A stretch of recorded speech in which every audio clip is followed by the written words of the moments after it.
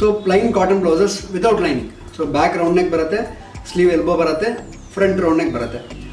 So daily ವೇರ್ಗೆ ತುಂಬಾ help ಆಗುತ್ತೆ blouses ಇದು. ಯಾಕಂದರೆ ಮಲ್ಟಿ ಕಲರ್ ಕಾನ್ಸೆಪ್ಟ್ ಆಗಿರೋದ್ರಿಂದ cotton sari, chiffon sari, synthetic sari, crepe sari ಈ ಥರ ಸಾಕಷ್ಟು ಸ್ಯಾರೀಸ್ಗೆ ಯೂಸ್ ಮಾಡ್ಕೋಬೋದು ನೀವು.